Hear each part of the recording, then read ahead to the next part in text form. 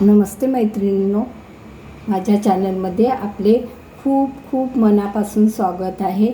आज मी माझ्या घरी जन्माष्टमीची पूजा कशी करत आहे ते दाखविणार आहे। चला तर मग बघूया। मी येथे आरती तयार करून घेतलेली आहे। बघा, दिवा प्रज्वलित केलेला आहे, हळद कुंकू अक्षत घेतलेले आहे, चंदन पाणी घेतलेलं आहे, कापूर फुलं पानाचा विडा आणि या 5 खारका बदाम आणि हळकुंड सुपारी घेतलेली आहे। 5 आमच्याकडे अशा प्रकारे पूजा केली जाते। चला तर मग बघूया कशी करायची ते। पूजेचा मुहूर्त आहे 15 ऑगस्ट 2025ला रात्री 11:49 सुरू होत आहे आणि 16 ऑगस्टला सकाळी 9:34 समाप्त होत आहे। तर चला मग आपण पूजा कशी करू बघूया। मी ही 7 वाजता पूजा अशी मांडून घेतलेली आहे, तयारी करून घेतलेली आहे आणि कृष्णाचा अभिषेक केलेला आहे आणि त्याला वस्त्र वगैरे घालून तयारी करून घेतलेली आहे। इथे छोटंसं मी चौरंग ठेवलेलं आहे। तर आता आपण पूजेला सुरुवात करूया।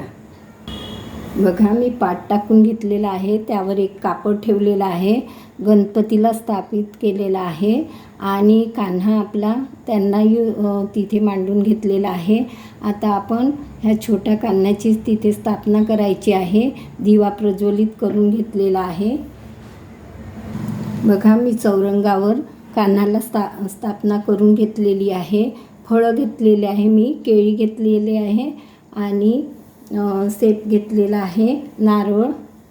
आणि आता आपल्याला पूजाला करूया। प्रथम ना आपल्याला हळकुंड सुपारी असं 5 हे ठेवायचं आहे।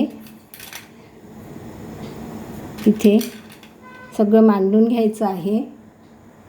बघा, मी पूर्ण मांडून घेतलेलं आहे। आता आपल्याला ना प्रथम गणपतीचे पूजन करून घ्यायचे आहे, हळद कुंकू सगळं वाहून, आणि ह्या खारका बदामांचंही करायचं आहे पूजन।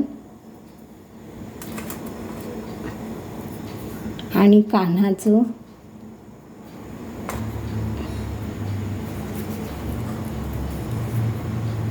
आणि दिव्याचं पण पूजन करून घ्यायचं आहे।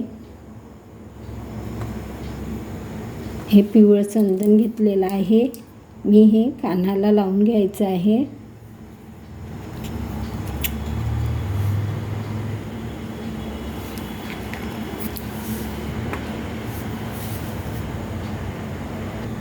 नारळाची पण पूजा करायची आहे।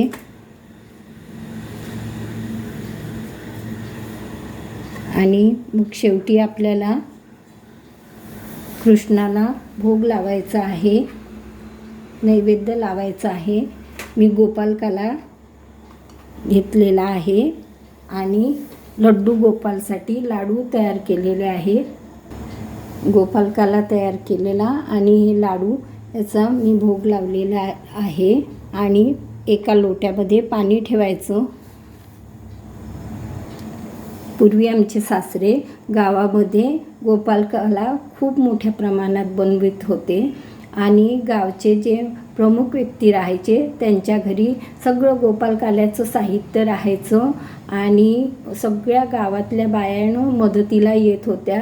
धान्याच्या लाह्या जास्त प्रमाणात टाकायच्या आणि गोपालकाल्यासाठी सगळेजण आपल्या घरचे ताटं कोपर घेऊन निवडायला येत होते आणि मदत करत होते।